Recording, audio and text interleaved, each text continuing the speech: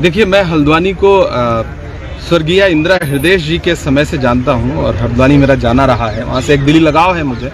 और ये जो पूरा मुद्दा है, उच्च न्यायालय के फैसले के बाद मैंने जब इस मुद्दे को पढ़ना शुरू किया तो मैं हैरत में हूं कि राज्य सरकार अपने नागरिकों के लिए खड़ी क्यों नहीं हो रही है। उत्तराखंड की राज्य सरकार वो क्षेत्र जिसमें स्कूल हैं बच्चों के, वो क्षेत्र जहां पे पुराने 60 साल 50 साल पुराने मंदिर हैं, वो परिसर जहां पर मस्जिद हैं, वो जगह जहां पर धर्मशालाएं हैं, सामुदायिक स्वास्थ्य केंद्र है, सरकार का बनाया हुआ अस्पताल है, अपनी चीजों को बचाने के लिए उत्तराखंड की सरकार खड़ी क्यों नहीं हो रही। मुझे हैरत है कि ये सरकार जनता की सरकार है या फिर रेलवे की सरकार है। राज्य सरकार का फर्ज क्या बनता है।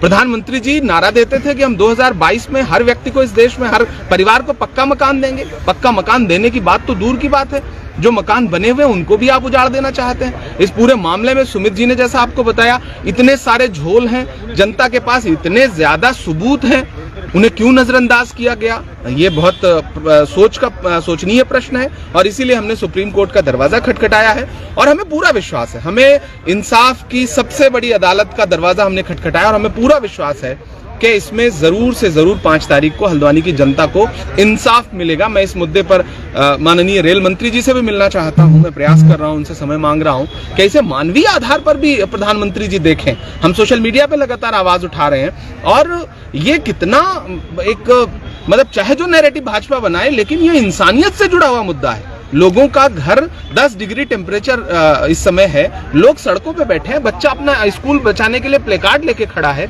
बच्चे पढ़ेंगे कहाँ। मतलब ये पूरी जो कार्रवाई है वो कितनी क्रूर है, अगर आज इसे देखें तो आपको समझ में आएगा। इस पूरे मामले को लेकर 28 और 29 तारीख को हल्द्वानी के जो आवाम में 25 से 30 हजार लोग सड़कों पर उतरे हैं और इस पूरे मामले में कांग्रेस पार्टी तो लगी है, लेकिन और दल भी वहां पर लगे हैं। लेकिन मैं यहाँ पर बात कर रहा हूँ उन 50,000 लोगों की जिनकी छत जा रही है, उनकी इबादत गाहें जा रही हैं, चाहे वो मंदिर हो या मस्जिद हो, लेकिन इसको एक समुदाय के बताकर लगातार टारगेट किया जा रहा है। इस पर क्या कहना है आपका। ये बहुत ही शर्मनाक है। मैं कई टीवी चैनलों पर ये बात बोल चुका, वहाँ एक समुदाय कैसे हो सकते हैं।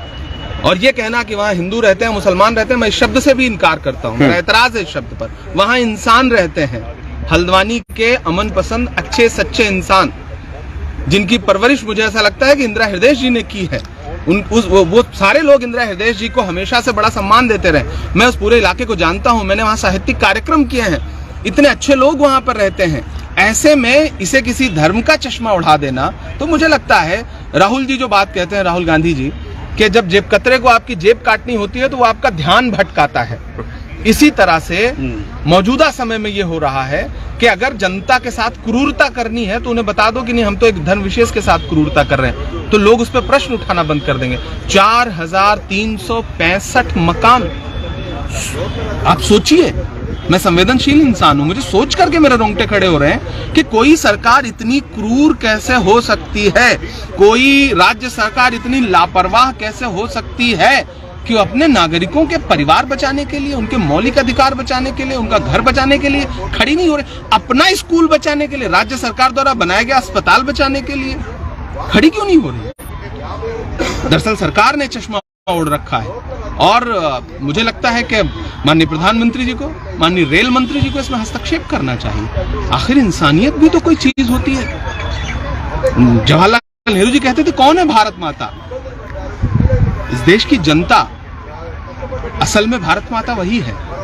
जनता का घर उजड़ जाएगा, उनकी छत छिन जाएगी और फिर उसके बाद आप कल्पना करते हैं कि जो है लोग सुकून से रहें। कितना मतलब मानवीय। मैं पूरे देश से अनुरोध करूंगा, मैं पूरे उत्तराखंड के अच्छे लोगों से अनुरोध करूंगा, हिंदू मुसलमान सिख ईसाई, कि इस मुद्दे पर खड़े होइए, बोलिए। ये इंसानियत को बचाने का मुद्दा है। ये कहते हुए मेरे रोंगटे खड़े कि खड़े होइए, बोलिए। आज किसी का घर टूट रहा है हल्द्वानी वालों का, कल किसी और बस्ती को बता दिया जाएगा कि ये तो फॉरेस्ट की लैंड पे बसा हुआ है, तो फलाने की लैंड पे बसा हुआ है। कल आपके घर टूटेंगे, लगेगी आग तो आएंगे घर की इज्जत में। ये लोग किसी के नहीं है।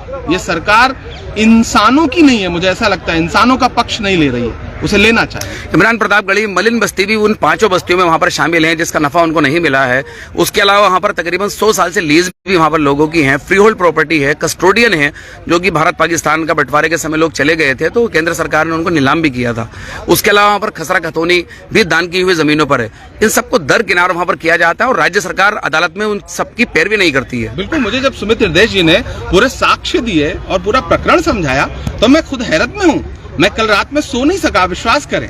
मैं सफर पे था, केरल था, लौटते हुए मुझे लग रहा था कि मैं कितनी जल्दी सुप्रीम कोर्ट की चौखट पे पहुंचूं और वहां दरवाजा खटखटाऊं। और मैं सुमित हृदयेश जी को धन्यवाद दूंगा कि ये पहले दिन से कई महीने से लगातार इस मुद्दे पर खड़े हैं, लोकल स्थानीय तौर पे भी आंदोलन कर रहे हैं, प्रशासन से भी बात कर रहे हैं और आज सुप्रीम कोर्ट की चौखट तक भी आए हैं। तो मुझे पूरा विश्वास है कि सुमित हृदय